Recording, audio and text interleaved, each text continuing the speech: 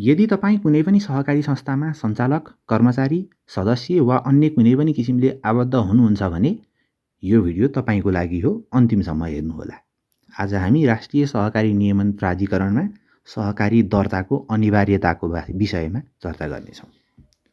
सहकारी ऐनले व्यवस्था गरे अनुरूप नेपालमा रहेका बचत तथा ऋणको कारोबार गर्ने सहकारी संस्थाहरू अनिवार्य रूपमा सहकारी नियमन प्राधिकरणमा दर्ता हुनुपर्ने भनेर पटक पटक निर्देशिका जारी भएको छ। निर्देशिका पटक पटक जारी भए तापनि विभिन्न सहकारी संस्थाहरू अहिलेसम्म दर्ता नभएको परिप्रेक्ष्य हो। सहकारी नियमन प्राधिकरणमा दर्ता गर्नको लागि अब अन्तिम पटक चैत्र 17 गतेसम्ममा भनेर म्याद थप गरिएको छ। उक्त समयसीमाभित्रमा सहकारीलाई प्राधिकरणमा दर्ता नगरेको खण्डमा विभिन्न कानुनी जटिलताहरू उत्पन्न हुन सक्छन्। प्राधिकरणका पदाधिकारीहरूसँगकै अनौपचारिक छलफलमा सम्भावित जोखिमहरू के हुन सक्छन् भनेर हामीले सोधेका थियौँ। सहकारीलाई समयसीमाभित्रमा दर्ता नगरेमा भारी रूपमा आर्थिक जरिवाना लाग्न सक्ने, सञ्चालकहरूमाथि व्यक्तिगत तथा कानुनी कारबाही हुन सक्ने, कर्मचारीहरूसम्मका लागि व्यक्तिगत रूपमा कानुनी कारबाही हुन सक्ने, संस्थाको वित्तीय कारोबारमा रोक लाग्ने, यहाँसम्म कि सहकारी संस्था खारेजीसम्म हुन सक्ने भनेर उहाँहरूले बताउनुभयो। नेपालमा रहेका बैङ्क तथा वित्तीय संस्थाहरूलाई नियमन गर्न नेपाल राष्ट्र बैङ्क भए जस्तो सहकारी संस्थाहरूलाई नियमन गर्ने त्यस्तो ठोस कुनै निकाय अहिलेसम्म थिएन, अथवा भनौँ त्यस्तो निकाय भए तापनि त्यसको प्रभावकारिता थिएन।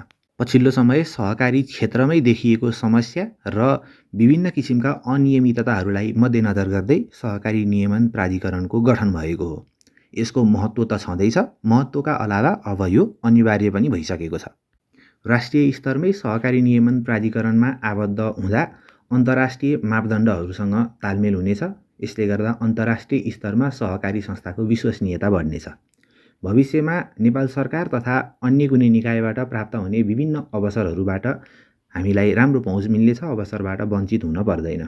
बैङ्क, वित्तीय संस्था लगायत अन्य साझेदारहरूसँग सहकार्य गर्नको लागि पनि यो दर्ताले निकै नै सहयोग गर्नेछ।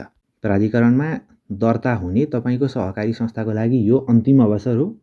यसले तपाईँको सहकारी संस्थाको कानुनी हैसियत सुदृढ पार्ने मात्र होइन, यसको समग्र वृद्धि विकासका लागि नयाँ मार्गहरू पनि खोल्नेछ। अन्तिम म्यादलाई ध्यानमा राख्दै कुनै पनि ढिलाइ नगराई आजै दर्ता प्रक्रिया सुरु गर्नुहोस्। अधिकांश सहकारी कर्मी साथीहरूलाई यो नयाँ प्रयोग हुन सक्छ। सहकारी नियमन प्राधिकरणले आफ्नो वेबसाइटमा दर्तासँग सम्बन्धित सम्पूर्ण मापदण्ड र प्रक्रियाहरू राखेको छ। त्यो अध्ययन गरेर आफ्नो सहकारीको दर्ता प्रक्रिया अगाडि बढाउन सक्नुहुन्छ।